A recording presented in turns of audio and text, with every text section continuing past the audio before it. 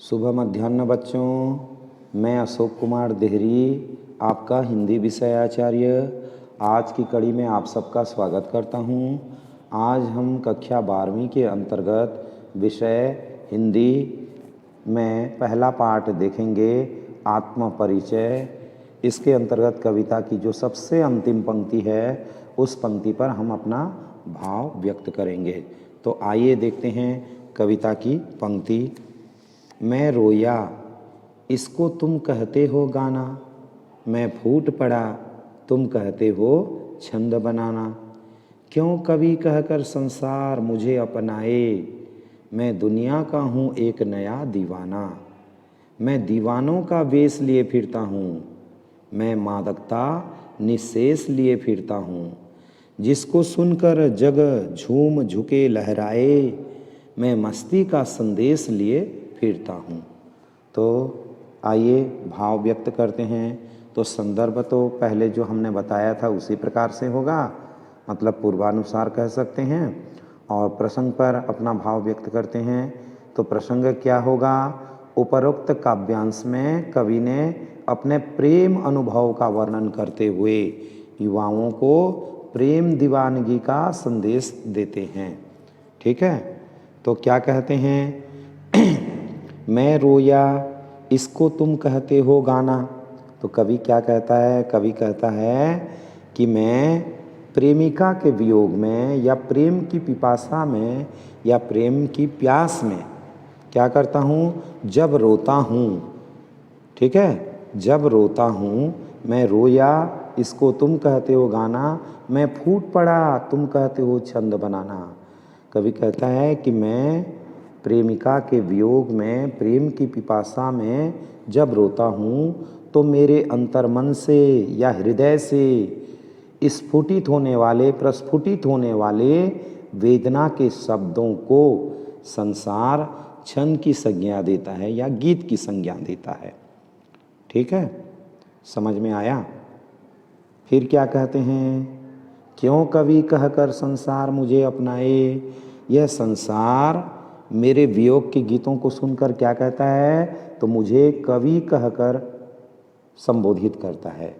तो मुझे कवि कहकर क्यों अपनाना चाहता है? कवि प्रश्न करता है कि यह संसार मेरे वियोग गीतों को सुनकर मुझे कवि कहकर क्यों अपनाना चाहता है।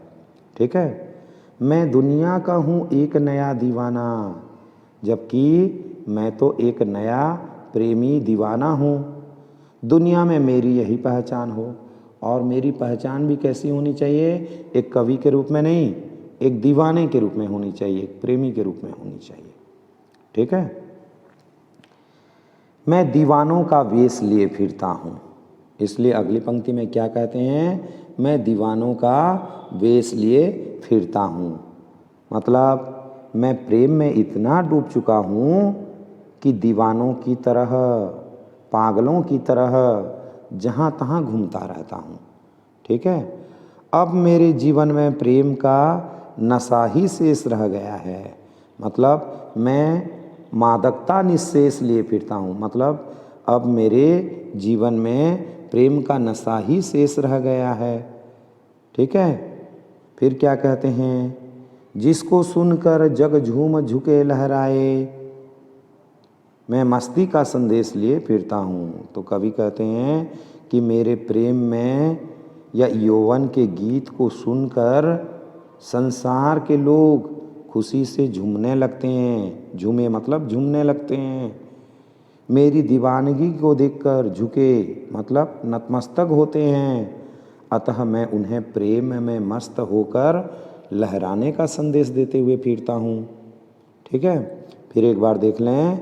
तो कवि कहते हैं कि मैं प्रेमिका के वियोग में, प्रेम की पिपासा में जब रोता हूँ तो मेरे अंतर्मन से या हृदय से प्रस्फुटित होने वाली वेदना के शब्दों को संसार या सांसारिक लोग छंद की संज्ञा देते हैं या गीत मान लेते हैं।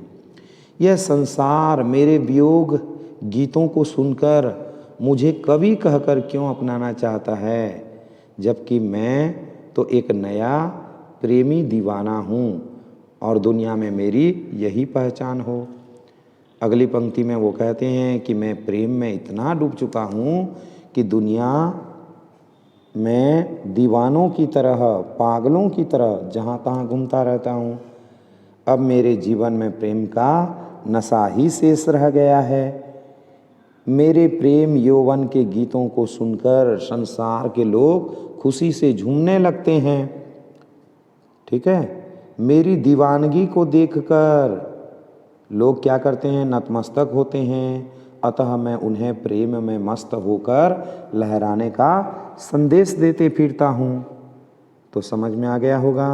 अगला देखते हैं विशेष। तो विशेष क्या होना चाहिए, कवि कहकर तथा झूमे झुके, क वर्ण की आवृत्ति और झूमे झुके में झ वर्ण की आवृत्ति होने के कारण अनुप्रास अलंकार। और क्यों कवि अपनाए, यहाँ पर क्यों कह करके क्या किया जा रहा है, प्रश्न किया जा रहा है, इसलिए कौन सा अलंकार, प्रश्नालंकार होगा।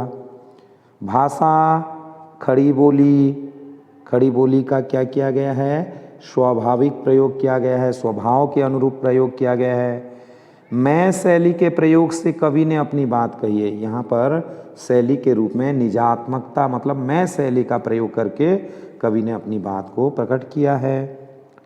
लिए फिरता हूँ कि आवृत्ति गेयता में वृद्धि करती है। ठीक है, बार बार आवृत्ति होने से उसमें गेयता में वृद्धि हो रही है। तत्सम शब्दावली की प्रमुखता है, जगह जगह पर तत्सम के शब्द देखे जा सकते हैं। और पंक्तियों में कौन सा छंद है, तो रुबाइयाँ छंद है। तो इस प्रकार से ये जो अंतिम पंक्ति है इसका भावार्थ आप सबको समझ में आ गया होगा। तो आज के लिए इतना ही।